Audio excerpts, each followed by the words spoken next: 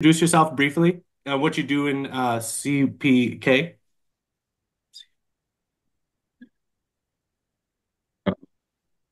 My name is Buka Ngesomole. I'm the National Vice Chairperson and the National Organizing Secretary for the Communist Party of Kenya.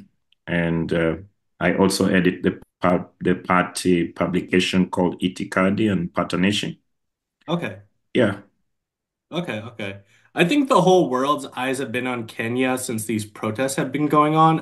Could you just give us a brief overview of why Kenyans are protesting? The recent protests that have taken place for a few weeks in Kenya is unprecedented, but it has also to be understood in the context that Kenya has a history and a culture of resistance. So the current ongoing protests, sorry, the current ongoing protest that the bulk of the majority of the people in the streets are mainly young people, popularly known as the Gen Z generation. Hmm. Now, what we must understand is that out of the 35% of unemployment rate in Kenya, 67% of those who are unemployed are youth. So there are two important issues that any responsible government, if they fail to address, then it is a time bomb. And one of them is the joblessness around the mainly the majority of the youth that have been going through the regular education, Right. but they have not been employed. This is important. And then the second question that touches across is the issue of land. So land is also an issue that remains unresolved. So we have to understand those protests in this context.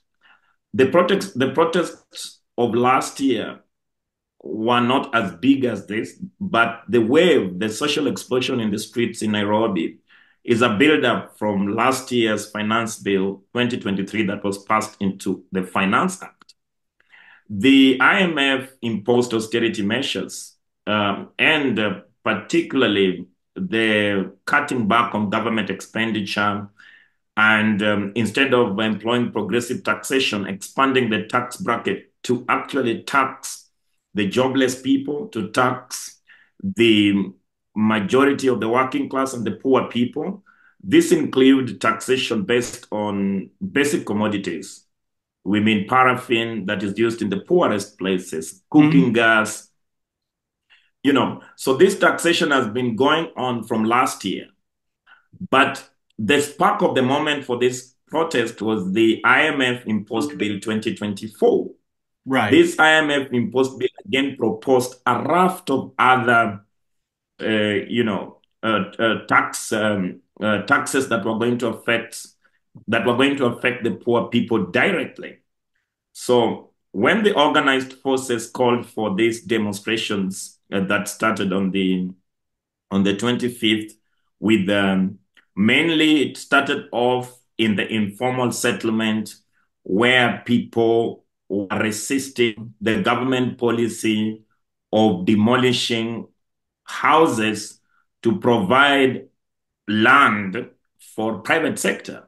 So the demonstrations are called Occupy because it started from Occupy the government and public, both private and public land for the landless people within Nairobi.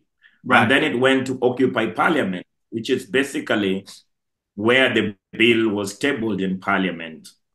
Remember the first round of the debates in Parliament, because the Kenyan legislators has to go through three readings in Parliament. So they have the first reading, the second reading, and the peak of the protest were actually on the third reading.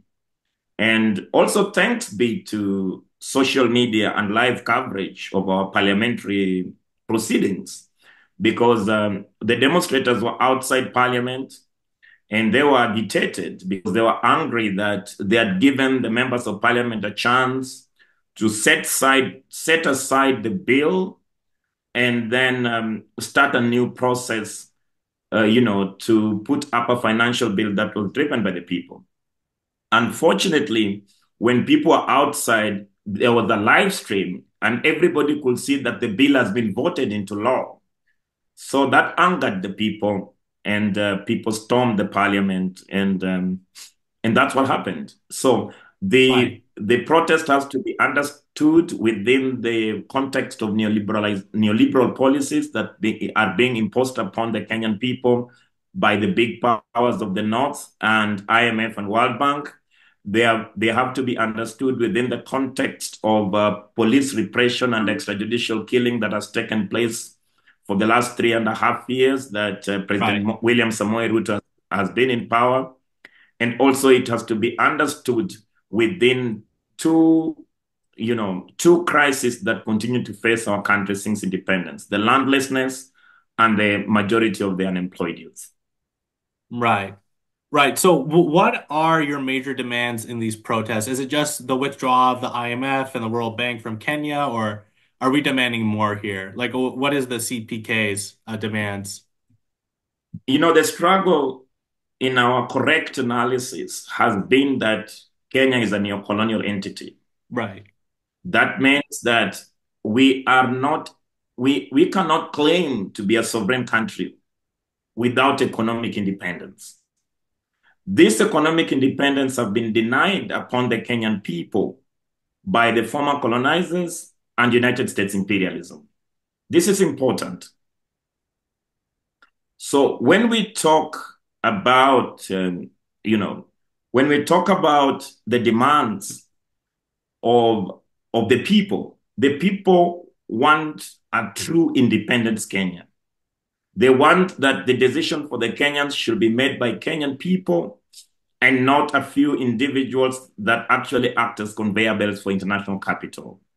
Right. People understand that the IMF interference in our internal affairs has caused a lot of pain for the Kenyan people.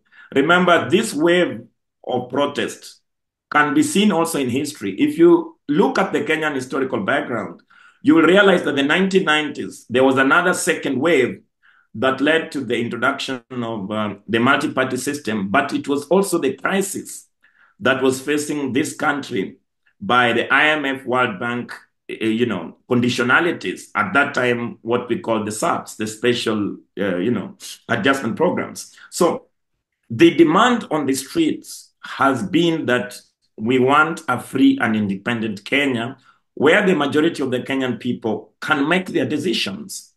But the current regime, which calls themselves in Kiswahili word Kenya Kwanza, or what they call Kenya First, Hmm. has continued to surrender the sovereignty of the Kenyan people to the United States imperialism supported by our former colonizers, the British. Right. And there are certain elements that continue to annoy the Kenyan people. Remember, Kenyan people are crying that we want to complete our independence. We want a leader that can delink the Kenyan economy to just being an appendage of the countries of the metropole.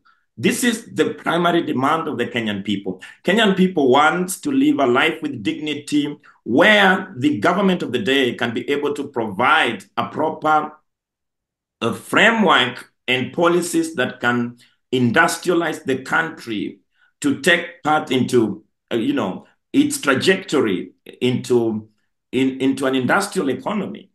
Hmm. But the policies that have been imposed by the current cabals, which are the comprado class in our country, has continued to derail the takeoff of industrialization in our country.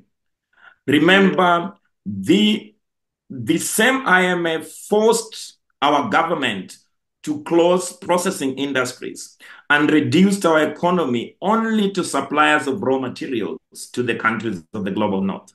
Remember, we produce tea, we produce coffee, but where do our tea and coffee find themselves to be processed and returned to us as finished product. It is the Finlays of British. So all our raw materials, including our natural resources, do not find their significance in the Kenyan economy, but are used to build the economies of the metropole. This is what is annoying the Kenyan people. Now, when the President William Samoei Ruto got into government, he was supported by overwhelming majority of the young people on the promise that when he takes the reins of power, he will turn the trajectory and implement a powerful bottom-up approach.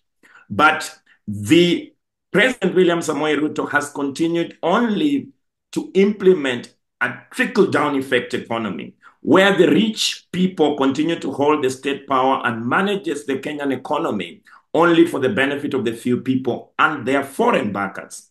So in less than 2.5 years, we have seen a president that is powerless, that has surrendered our sovereignty to the big powers. For example, in the Western Africa, the United States military bases are getting closed and their personnel are being sent home. Mhm. On the contrary, in Kenya, in less than 2.5 years, the president has surrendered one of our military bases that has been upgraded and built to actually accommodate the forces that have been sent out of West Africa. And this does not come like, it does not come like an accident because it was planned. Remember, our president was with Joe Biden a few months ago, Right. and Joe Biden declared Kenya as a non-NATO ally. This non-NATO ally was very significant in the sense that Kenya will get more money to accommodate United States military equipment from West Africa into our own country. So this continues to be the boiling point. He has surrendered an entire island, an entire, archipelago to actually Manda Island in Lamu has totally been surrendered to the United States forces. We Mm. have the Israel security and United States security systems infused into our security system. We still hold one of the biggest British military blocks here.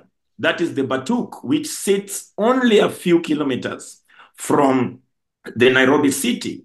So the military personnel, British military personnel, and the United States military personnel combined have a lot of lethal force against our own military, and it's a big threat to our sovereignty.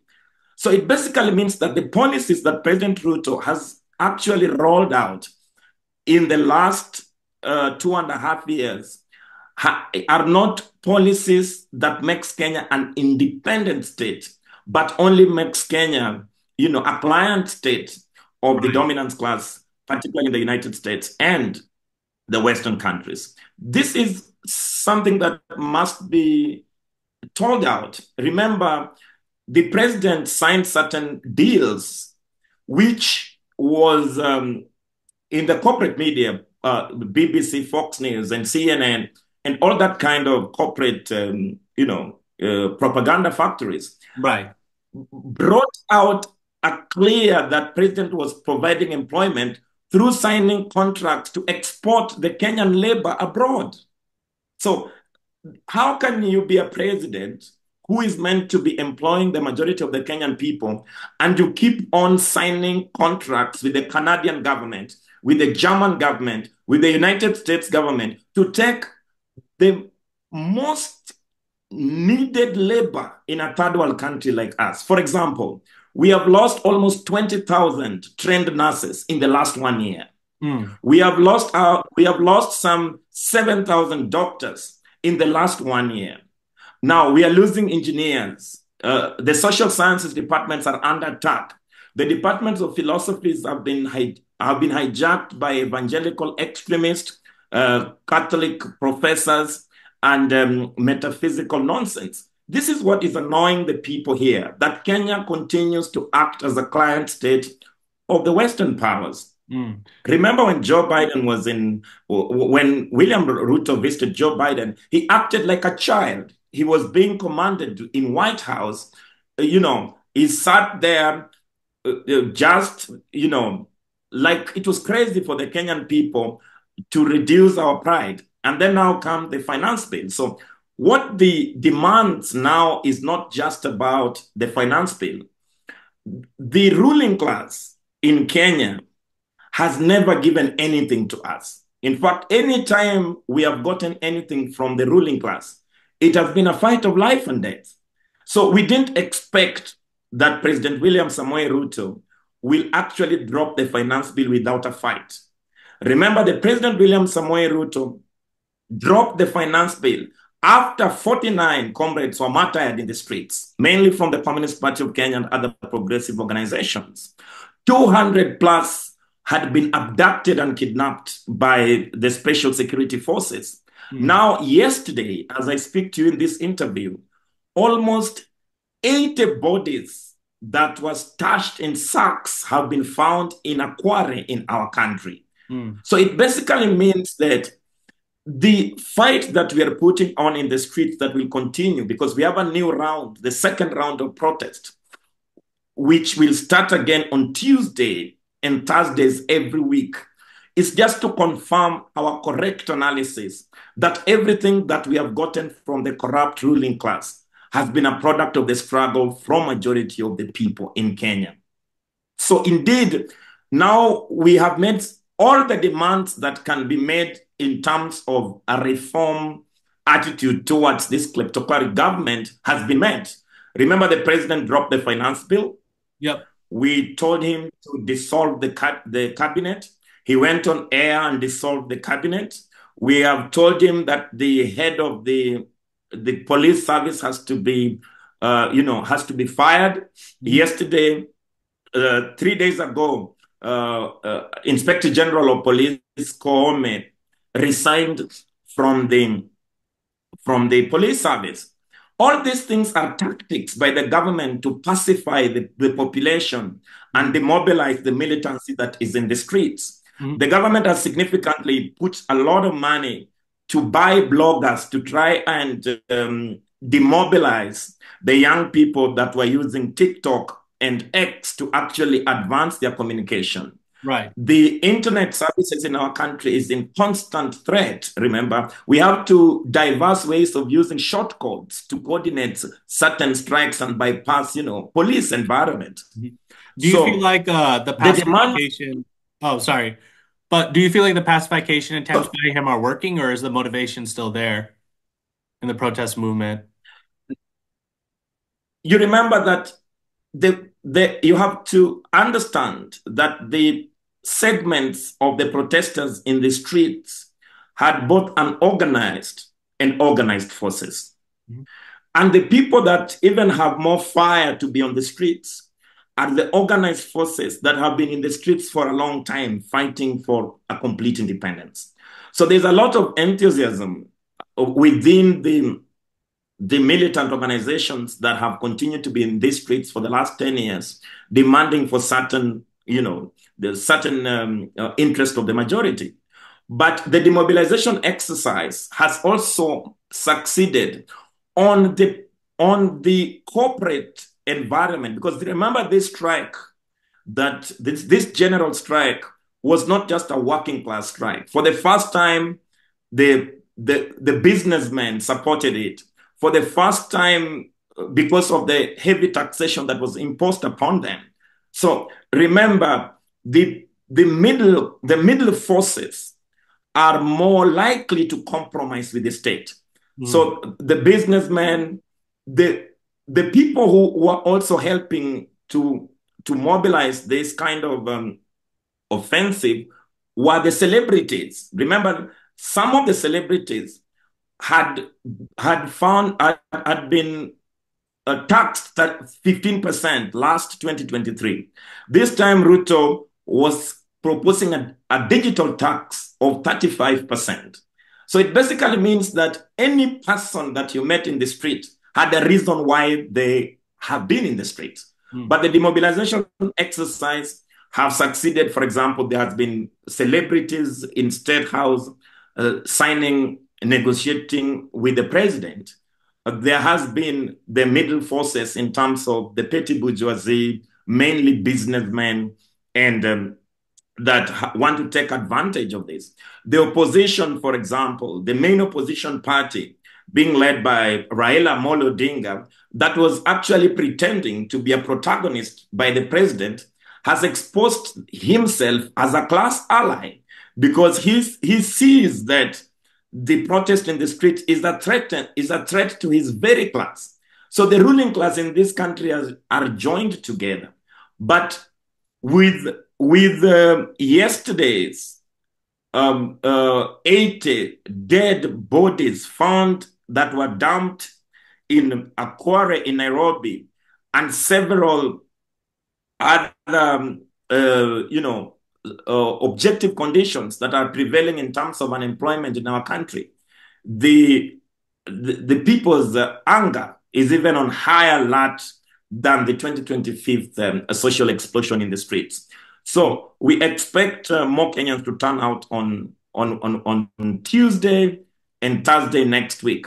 And we are saying it is a day to finish the job. We want the entire government to not just resign, because our demand is just not the president to resign. Because remember, the Kenyan constitution states clearly when the president resigns, then his deputy will take up, or the Speaker of the National Assembly. Mhm. All this Speaker, President, National Assembly comes from the Comprado class and the Kenya Kwanza regime. So we are saying that the people that have been stealing money, the people that have overseen the murder of the innocent Kenyans in the streets, they must not just resign. Mhm. These people must be rounded up, they must be locked up, their wealth has to be confiscated, Mhm. and we want to have a new revolutionary government to implement a pro-people agenda. This is the very minimum program that we have rolled out in our in our units for the next round of offensive against this corrupt government. Okay, so we've seen a number of governments have their own revolutions recently, Burkina Faso, Mali, Niger. How do you feel Kenya fits into these decolonial movements we're seeing sweep Africa right now? First of all the progressive and revolutionary forces in Kenya supports what was happening in the Sahel region, Mhm. Mali, Burkina Faso. We support that to the hilt. Because remember, the United States establishment and their Western allies tried to discredit this government as military coups. Right. But in our own analysis, coups are not just coups. They are coups that are popular, that are supported by the majority of the people against a ruling minority that are anti-people, like what we have seen in the Sahel region. So we support those coups to the hilt, and we say that they are a pro-people coup. They are an advance. They are actually they are progressing Mhm. the development of humanity in those places, and it has been a big inspiration for the majority of the people, especially here in East Africa. Okay. Remember, you saw some flags in the streets in support of the Sahel. You know, what we call the Sahel offensive against French imperialism. Mhm. So we had certain people in the flag, which were carrying the Sahel flags to say, we do not want just the British multinationals or the United States multinationals to dominate our economy. This is important. So it's a big inspiration for the majority of us that continue to resist this corrupt government Mhm. here today. Uh, And secondly, no, no, go ahead. the neocolonial discussion is at its peak in the African continent. Remember, South Africa that has been leading this offensive, it's going down after the progressive forces, the supposed progressive forces, actually went into a coalition with the party of the apartheid. So there are other offshoots of progressive that are defending the complete independence and to defeat the neocolonial projects. So this is something that we see that it will spread in the entire Africa. Remember, after our protest, our Nigerian brothers and sisters announced that they are going to go on the streets to also demonstrate. Uganda, our neighboring country, have also put up a calendar to go on the streets. So we hope and we think that we can show firmness and solidarity with the rest of the continent that will want to free themselves from neocolonialism. Okay. Where do you see Kenya's role in greater powers like America, Russia, Israel? Like as these powers fight to divide up the world, where do you see Kenya's role in this, the new multipolar world that's coming up? First of all, our understanding of multipolar world, it is a progress in the right direction, but it's not an end in itself. Mm, Multipolarity based on capitalism, multipolarity based on neoliberalism can give the revolutionary forces and the progressive forces a breather to actually consolidate, their backyard in preparation for the next offensive. right. But remember our role as revolutionaries when it comes to the fight among imperialist countries. Our duty is to try as much as possible to prevent an outbreak Mm, of an imperialist war that mainly consumes the working class, and the rich people are never in the war front to fight for these wars. That is our first immediate task, to make sure that we can put up a strong fight to defend the anti-war movement.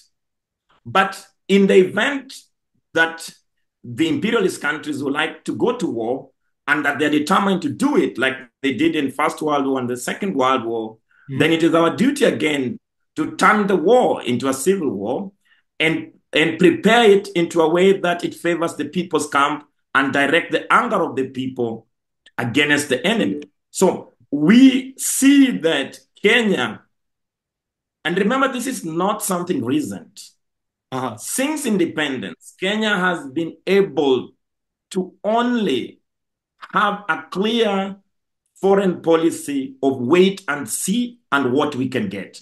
Mm, Remember, Kenya is only the one country that never supported any liberation movement in Africa. The Kenyan government was always with the ruling class. They didn't support the apartheid South Africa. They didn't support South Africans against the apartheid Africa. They even threatened to declare war with Julius Nyerere, who was trying to implement a socialist project in them.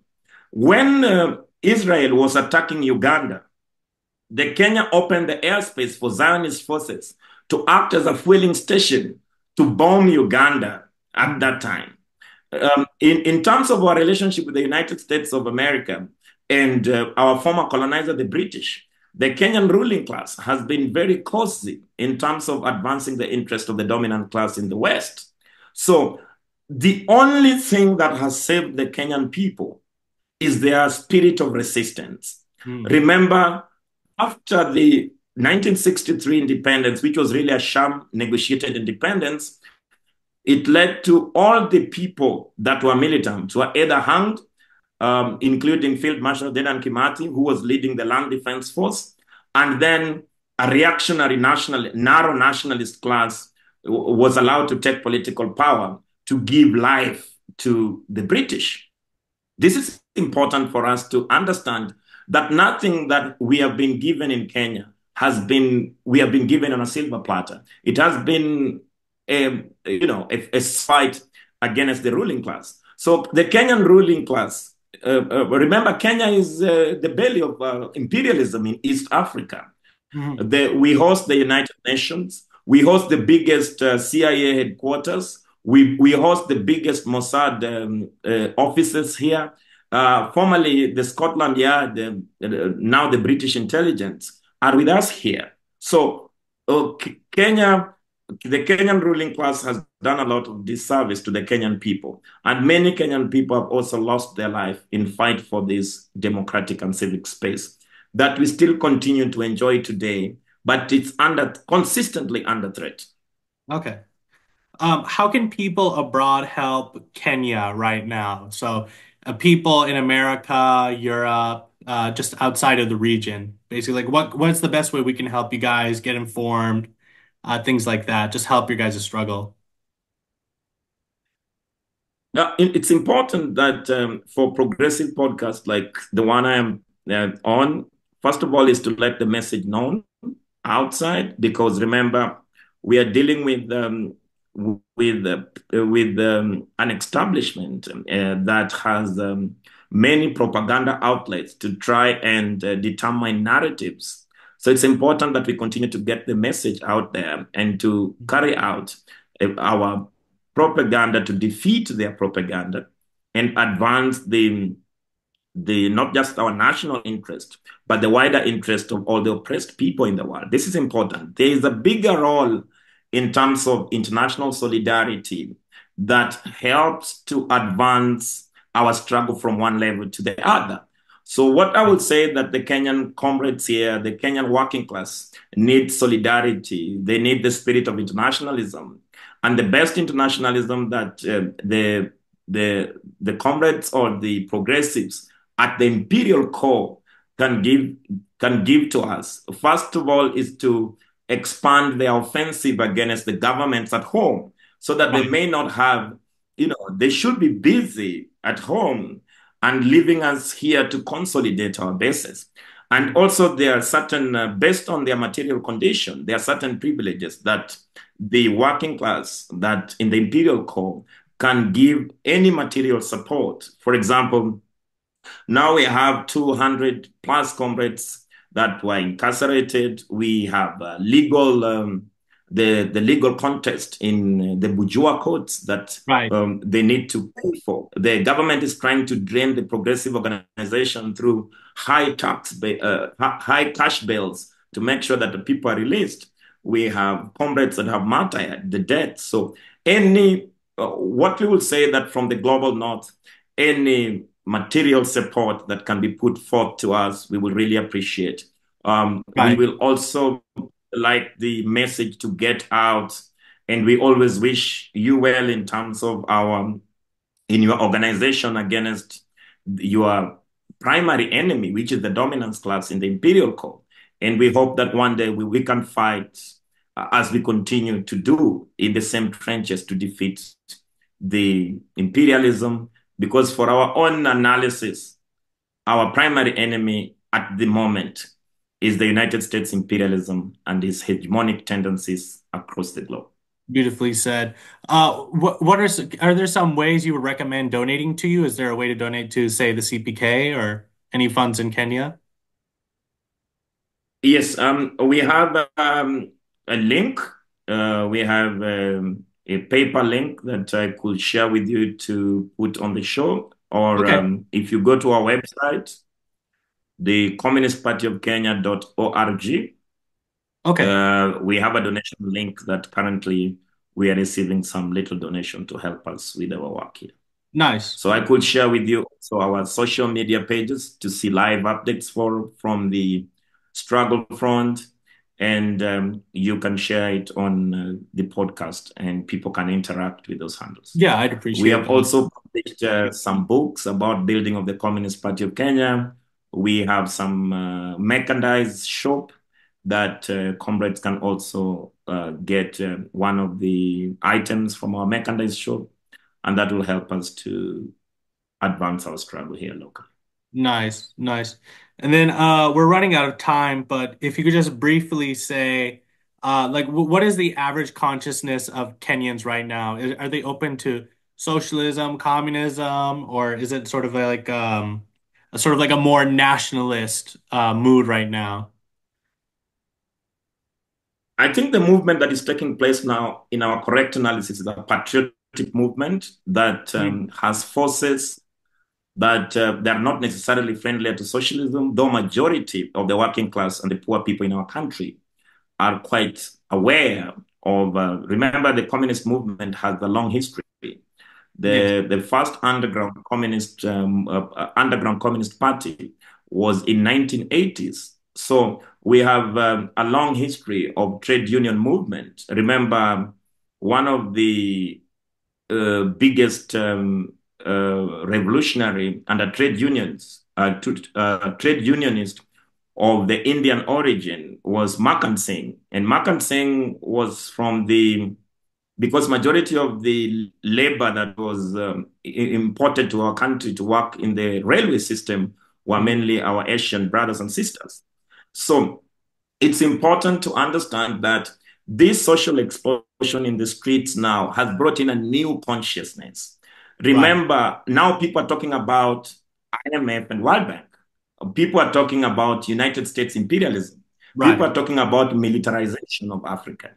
right. So, but the people who are not ready for a socialist or a communist government are actually our arch rivals. They are our enemies. And actually, we say that hate is mutual because we are a big threat to their positions of privileges, and they continue to slander and try to discredit our party.